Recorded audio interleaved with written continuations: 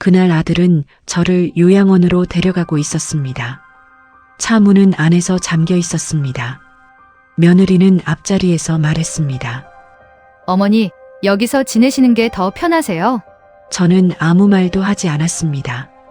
창밖을 보고 있는 채였습니다.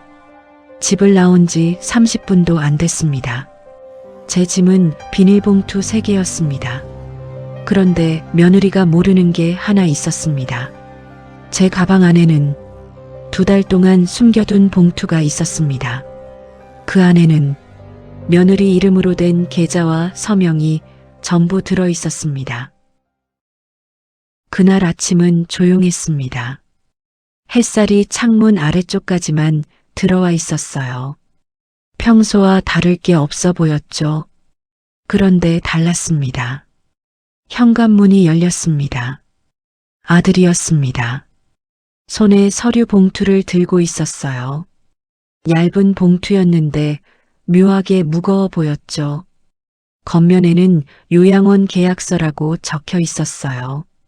그걸 보는 순간 이미 늦었다는 생각이 들었습니다. 며느리는 인사도 하지 않고 방으로 들어갔습니다. 곧장 옷장 문을 열었고요. 망설임이 전혀 없었어요.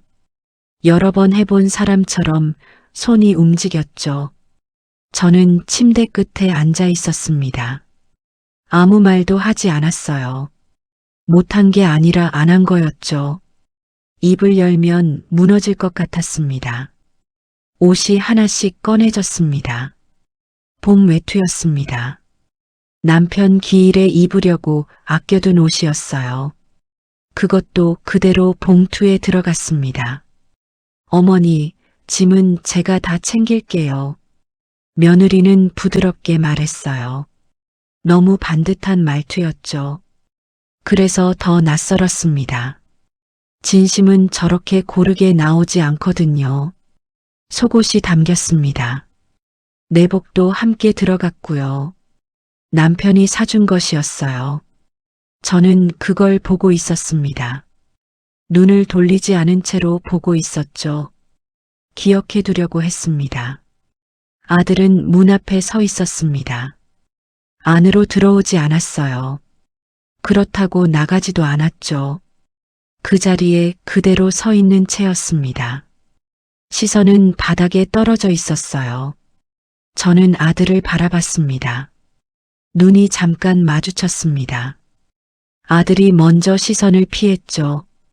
그 순간 다 알 것 같았습니다. 이건 잠깐이 아니었습니다. 짐이 다 담겼습니다. 비닐봉투 3개였어요. 78년이 그 안에 들어가 있었습니다. 어머니, 일어나셔야죠. 며느리가 손을 내밀었습니다. 저는 그 손을 잡았어요. 잡지 않을 수도 있었죠. 그런데 잡았습니다. 아직은 그럴 때라고 생각했어요. 현관을 나섰습니다. 등 뒤로 바람이 들어왔습니다. 열려있던 창문 때문이었어요. 닫지 않고 나온 채로였습니다. 다시 돌아올 거라는 걸 알고 있었죠. 차 문이 닫혔습니다. 안에서 잠기는 소리가 났습니다. 작은 소리였는데 크게 들렸어요. 딸깍 소리가 귀에 남아 있었죠. 며느리는 조수석에서 전화기를 들었습니다. 네, 지금 가고 있어요. 짧게 말했어요. 오늘 바로 입수할게요. 그 말이 또렷하게 들렸습니다. 오늘 바로였습니다. 아들은 운전대를 잡고 있었습니다. 아무 말도 하지 않았어요. 앞만 보고 있는 채로였습니다. 차가 출발했습니다. 익숙한 골목이 뒤로 밀려났습니다. 30년 넘게 다닌 슈퍼가 보였어요. 그냥 지나쳤습니다. 그때 제 손이 가방 위로 갔습니다. 살짝 눌러봤어요. 딱딱한 것이 손끝에 느껴졌습니다. 낡은 서류 봉투였습니다. 저는 다시 손을 무릎 위에 올려놓았습니다. 아무 말도 하지 않았어요. 창밖을 보고 있는 채로 있었습니다. 이건 끝이 아니라는 걸 알고 있었죠. 그날 병원에서 이상한 말을 들었습니다. 보호자 번호가 바뀌셨네요. 접수 직원이 아무렇지 않게 말했어요. 저는 그 자리에서 잠깐 멈췄습니다. 제 번호가 아니었어요. 며느리 번호였죠. 언제 바뀌었는지 저는 몰랐습니다. 그게 시작이었습니다. 남편은 손이 컸습니다. 공장 일을 오래 해서 그랬어요. 그 손으로 직원 30명 월급을 챙겼습니다. 월급날이면 저는 통장을 들고 은행에 갔어요. 번호표를 뽑고 기다렸고요. 창구 직원이 저를 알아봤습니다. 사장님, 사모님 오셨네요. 그 말이 참 좋았어요. 작은 자부심이었죠. 남편이 공장을 세운 건 제가 29이었을 때였습니다. 처음엔 직원이 셋이었어요. 점심은 제가 직접 날랐습니다. 그게 30명이 됐습니다. 하루아침에 된 게 아니었죠. 그런데 하나씩 바뀌기 시작했습니다. 법인 통장이 먼저 넘어갔습니다. 어머니는 이런 거 신경 쓰지 마세요. 며느리가 그렇게 말했어요. 서류를 가져갔고요. 도장도 함께였습니다. 남편이 쓰던 도장이었어요. 개인 통장은 그 다음이었습니다. 병원비 처리하려면 불편해서요. 틀린 말은 아니었습니다.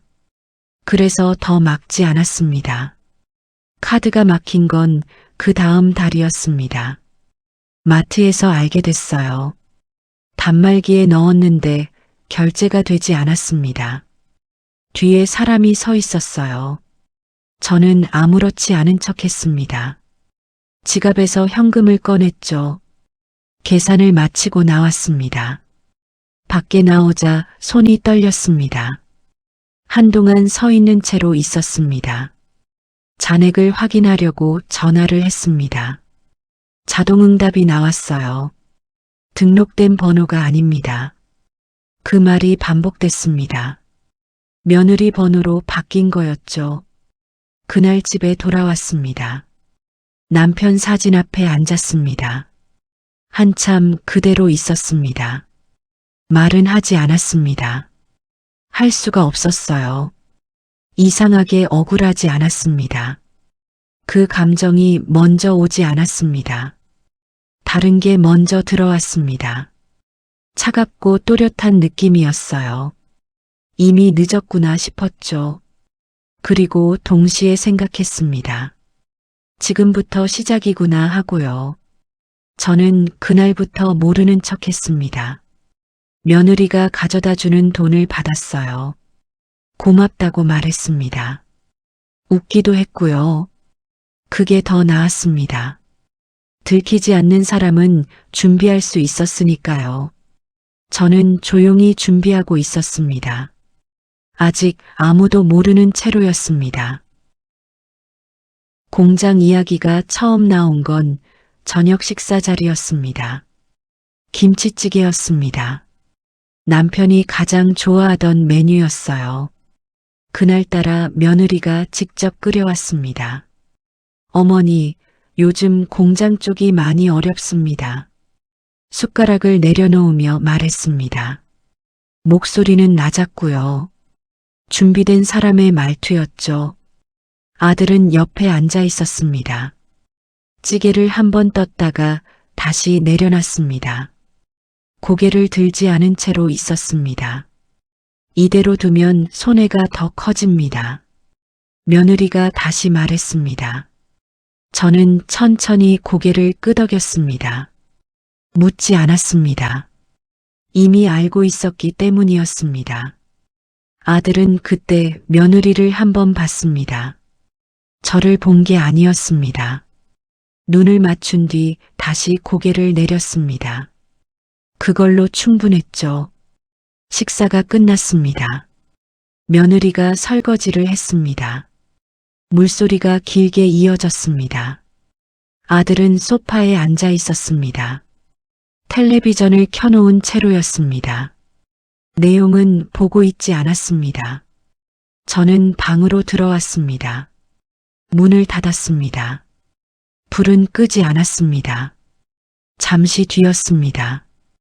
텔레비전 소리가 작아졌습니다. 곧 꺼졌습니다. 그리고 종이 넘기는 소리가 들렸습니다. 저는 자리에서 일어났습니다.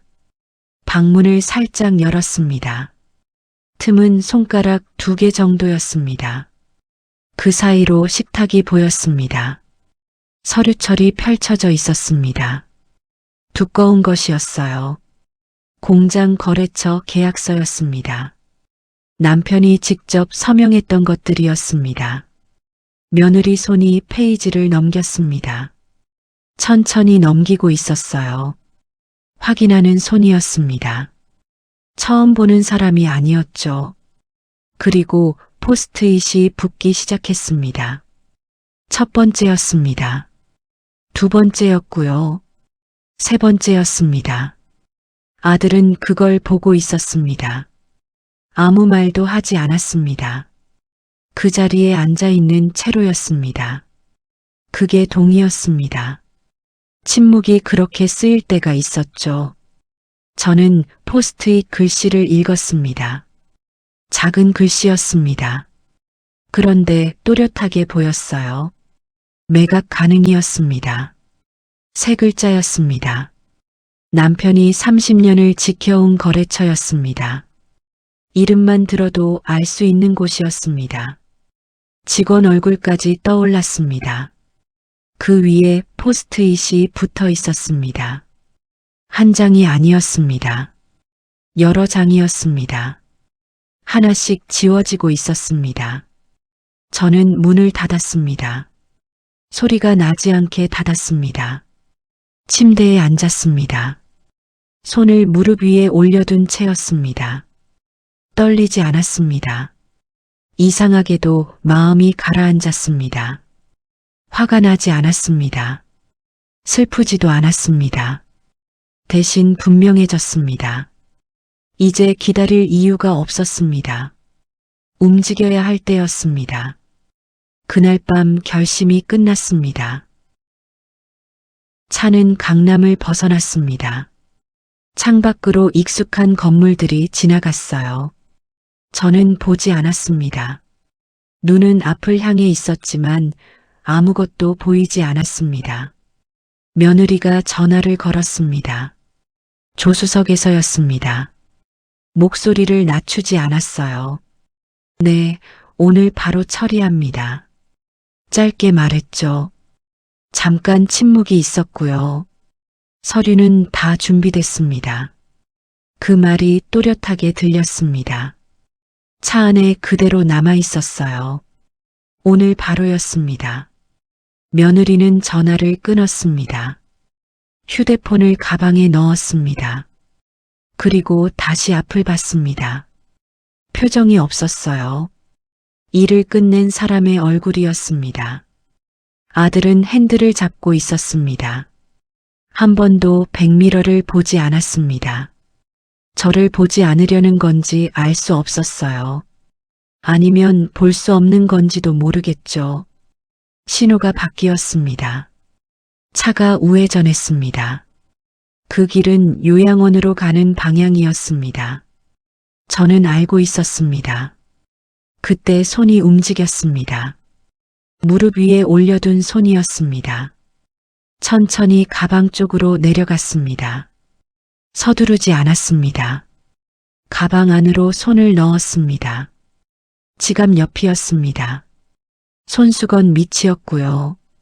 거기 있었습니다. 낡은 봉투였습니다. 모서리가 달아 있었어요. 오래된 것이었습니다. 남편이 쓰던 회계 장부 밑에 있던 것이었습니다. 2달 전 제가 직접 꺼낸 것이었죠. 손끝으로 한번 눌렀습니다. 세게 누르지 않았습니다. 확인하는 정도였습니다. 이미 알고 있었지만 다시 느껴야 했습니다. 그 안에 들어있는 것까지 손끝으로 느껴졌습니다. 종이 몇 장이었습니다. 그런데 가벼운 것이 아니었습니다. 이걸 꺼내는 순간 끝난다는 걸 알고 있었기 때문입니다. 며느리는 다시 휴대폰을 꺼냈습니다. 무언가를 확인하고 있었습니다. 저를 보지 않은 채였습니다. 저는 손을 봉투에서 뗐습니다. 천천히 빼냈습니다. 그리고 다시 무릎 위에 올려두었습니다. 아무 일도 없었던 것처럼 앉아 있었습니다. 차는 큰 도로로 들어섰습니다. 속도가 붙었습니다. 바깥 풍경이 빠르게 지나갔어요. 저는 그걸 보지 않았습니다. 눈을 감지도 않았습니다. 그저 앞을 보고 있는 채였습니다. 가방은 무릎 위에 있었습니다. 묵직하게 느껴졌습니다. 봉투 때문이 아니었습니다.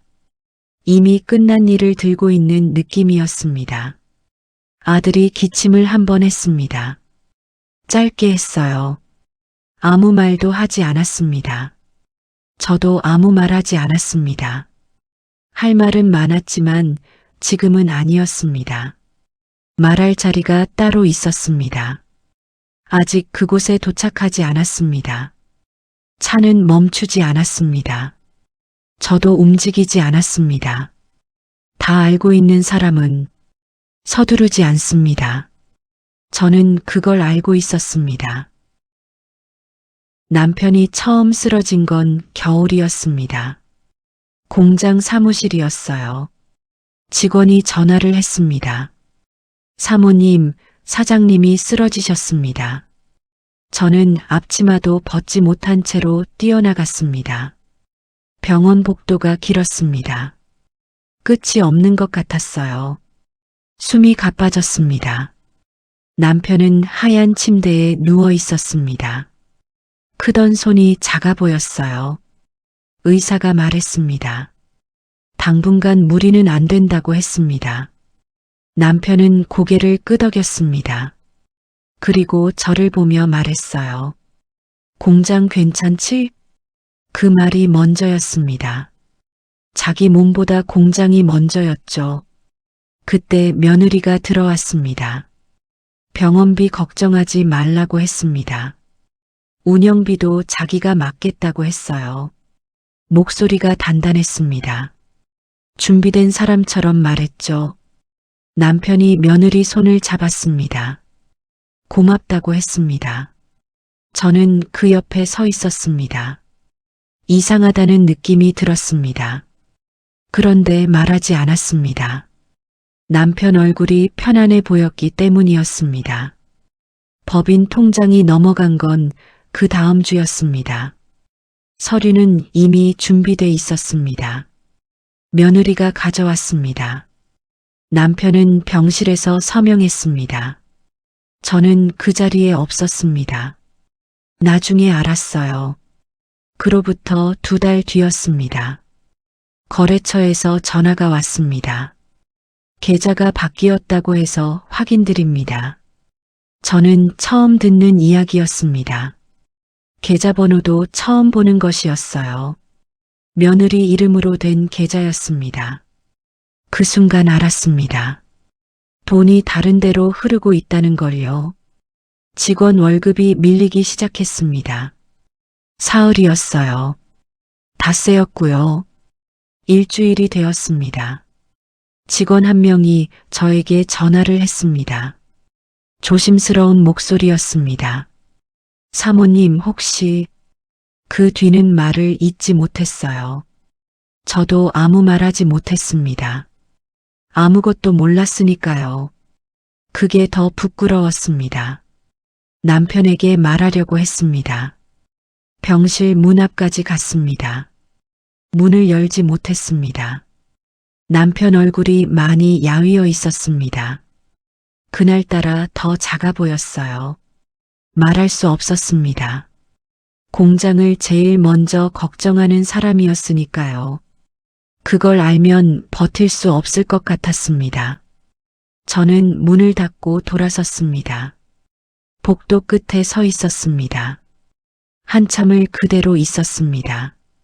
남편은 그 사실을 끝내 몰랐습니다. 이듬해 봄이었습니다. 남편은 눈을 감았습니다. 저는 손을 잡고 있었습니다. 마지막까지 따뜻했어요. 장례가 끝난 뒤였습니다. 정리가 시작됐습니다. 며느리가 앞에 서 있었습니다. 서류를 넘기고 있었고요. 계좌가 바뀌고 있었습니다. 거래처가 끊기고 있었어요. 남편이 만든 것들이 하나씩 사라지고 있었습니다. 아무도 저에게 묻지 않았습니다. 저도 묻지 않았습니다. 그때는 그럴 힘이 없었습니다. 그런데 힘이 생겼습니다. 천천히였습니다. 조용히였어요. 아무도 모르는 사이였습니다. 그게 더 단단한 힘이었습니다. 모르는 척은 배워서 하는 게 아니었습니다. 살다 보면 알게 됩니다. 언제 말해야 하는지, 그리고 언제 참아야 하는지도요. 저는 그걸 오래 살면서 배웠습니다. 며느리가 서류를 가져온 날이 있었습니다. 위임장이었습니다. 병원 관련 서류라고 했어요. 목소리는 친절했는데 그래서 더 조심해야 했습니다. 저는 서명했습니다. 천천히 적었고 또박또박 썼습니다. 며느리는 옆에서 숨을 죽이고 보고 있었습니다. 제가 펜을 내려놓는 순간 그 얼굴이 풀리는 게 보였죠. 어머니, 고생하셨어요. 안심한 목소리였습니다. 저는 웃었습니다. 어렵지 않았어요. 안심시켜야 했으니까요. 안심한 사람은 다시 확인하지 않습니다. 그날 밤 잠이 오지 않았습니다. 천장을 보고 있었는데 남편 생각이 났습니다. 공장 처음 만들던 때였습니다. 둘이 장부를 같이 보던 시절이었죠. 남편 글씨가 빼곡하게 적혀 있었습니다. 숫자 하나도 틀리지 않던 사람이었습니다. 사흘 전이었습니다. 아침 일찍 일어났습니다. 며느리에게도 아들에게도 아무 말하지 않았습니다. 옷을 챙겨 입었습니다.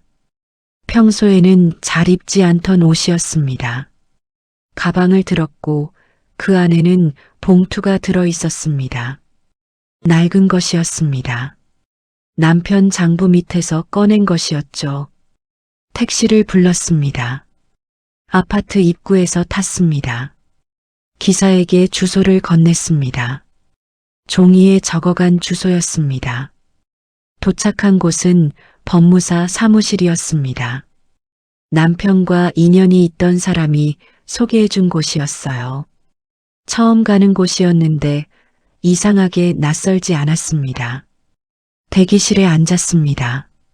차를 한 잔 받았고 손이 따뜻해졌습니다. 가방에서 봉투를 꺼냈습니다. 법무사가 봉투를 열었습니다. 그리고 서류를 하나씩 읽기 시작했습니다. 한 장이었습니다. 두 장이었고 세 장이었습니다. 고개를 들었는데 묻지 않았습니다. 이미 다 아는 얼굴이었어요. 어르신, 시간이 좀 걸립니다. 그렇게 말했습니다. 저는 고개를 끄덕였습니다. 괜찮다고 했고 기다릴 수 있다고 했습니다. 서류 작성이 시작됐습니다. 강남 아파트, 공장 지분, 현금 자산까지 하나씩 적혀 내려갔습니다. 빠짐없이였습니다. 받는 곳이 정해졌습니다. 그리고 다른 서류가 한 장 더 만들어졌습니다. 며느리 이름이 들어갔습니다. 날짜가 적혔고 계좌번호도 함께였습니다. 10년치였습니다. 저는 확인했습니다. 하나도 틀리지 않았습니다. 전부 기억하고 있었으니까요. 공증은 오후에 끝났습니다. 도장이 찍혔습니다. 소리가 분명하게 들렸습니다. 서류는 다시 봉투 안으로 들어갔습니다. 보관은 저희가 하겠습니다. 법무사가 말했습니다. 저는 고개를 끄덕였고 감사하다고 했습니다. 밖으로 나왔습니다. 하늘이 맑았고 바람이 조금 있었습니다. 택시를 다시 타고 집으로 돌아왔습니다. 며느리는 없었습니다. 아들도 없었어요. 집이 조용했습니다.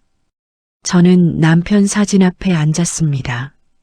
말은 하지 않았습니다. 그럴 필요가 없었으니까요. 이미 끝났습니다. 이제 남은 건 꺼내는 순간뿐이었습니다.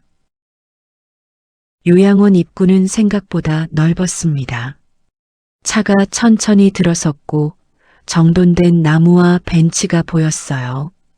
겉으로는 괜찮아 보였습니다. 그런데 이상하게 편안해 보이지는 않았습니다. 차가 멈췄습니다. 며느리가 먼저 내렸고 문을 열어주었습니다. 어머니, 이제 내리셔야 합니다. 익숙한 말투였습니다. 저는 가방을 먼저 들었습니다. 그리고 천천히 몸을 일으켰습니다. 서두르지 않았습니다. 발이 땅에 닿았습니다. 단단했습니다. 며느리는 앞서 걸어갔고 안내 직원 쪽으로 향했습니다. 아들은 트렁크를 열었습니다. 비닐봉투 3개를 꺼냈고 그대로 들고 서 있었습니다. 저는 그걸 보지 않았습니다. 입구 앞에 섰습니다. 며느리는 서류를 꺼냈습니다. 이미 준비된 것이었고 말도 빠르게 이어졌습니다. 여러 번 해본 사람처럼 익숙한 모습이었습니다. 그때 저는 가방에 손을 넣었습니다. 천천히였습니다. 봉투를 잡았고 조용히 꺼냈습니다. 소리는 없었습니다. 어머니, 며느리가 돌아봤습니다. 그리고 봉투를 보는 순간이었습니다. 표정이 흔들렸습니다. 아주 잠깐이었지만 분명히 보였습니다. 며느리가 손을 뻗었습니다. 빠르게 낚아챘습니다. 막으려는 손이었습니다.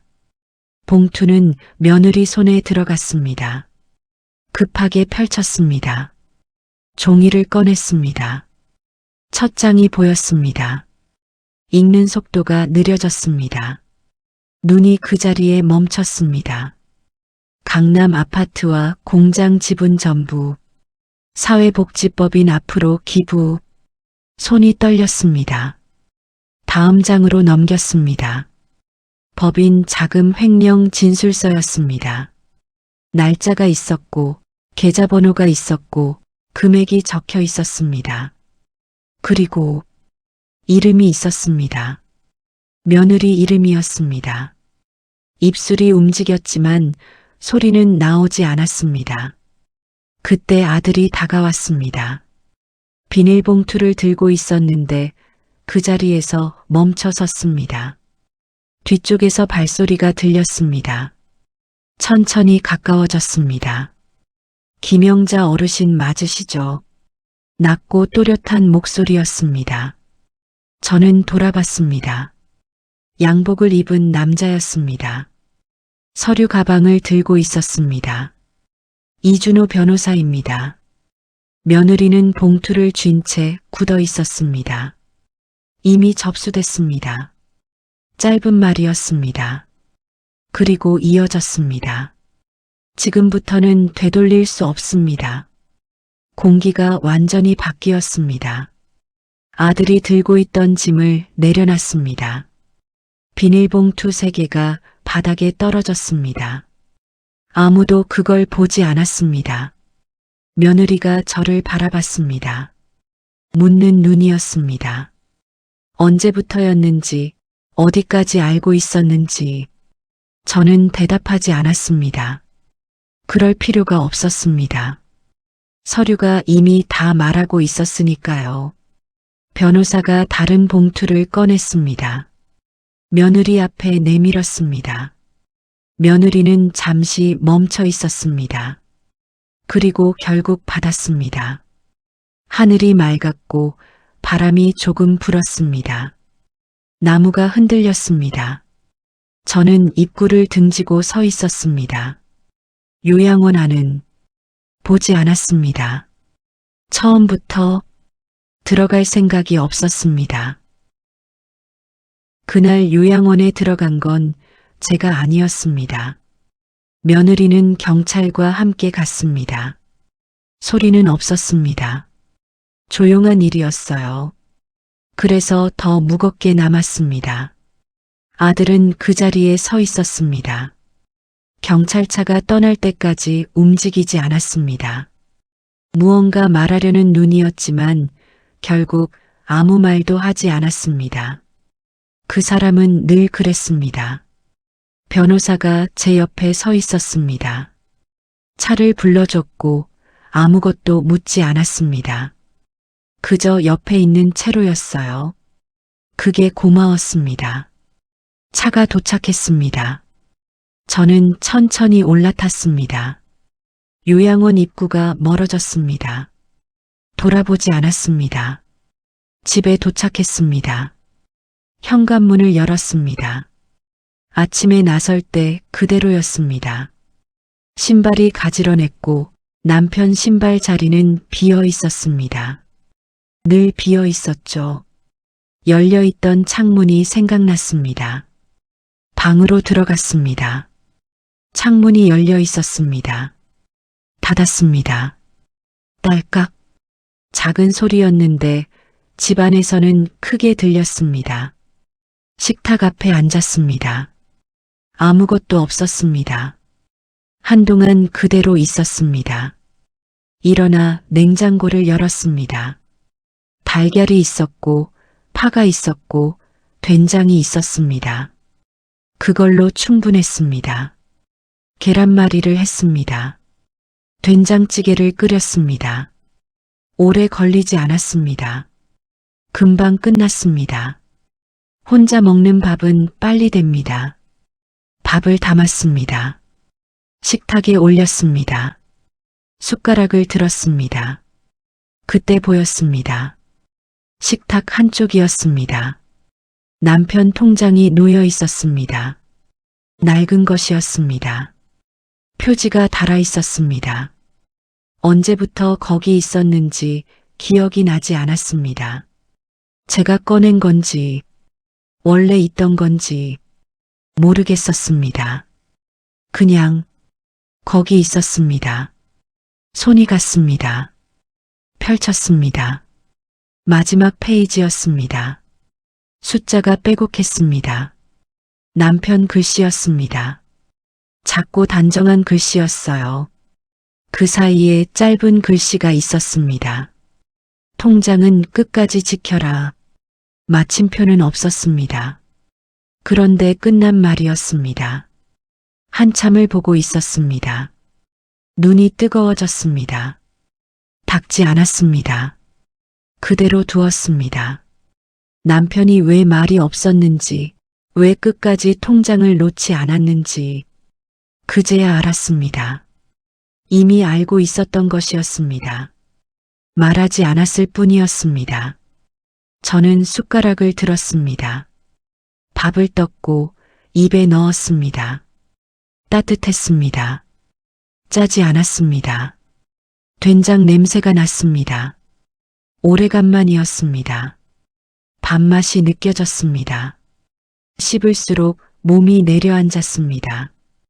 어깨가 내려왔습니다.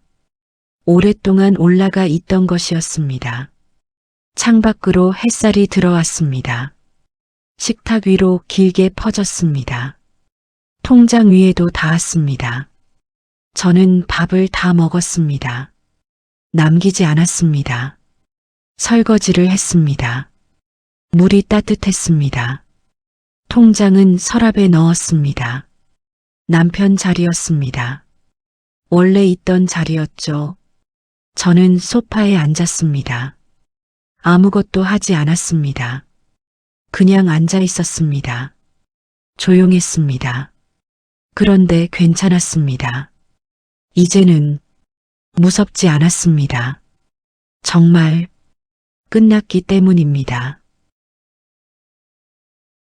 살다 보면 지켜야 하는 게 있습니다. 끝까지 혼자라도 그날 저는 하나를 지켰습니다. 그래서 이제는 편합니다. 제자리로 돌아왔습니다. 이 이야기가 누군가에게도 작은 용기가 되었으면 합니다. 극적 반전. 구독하시면 다음 이야기도 끝까지 보실 수 있습니다. 좋아요는 이 이야기를 더 많은 분들께 전해줍니다.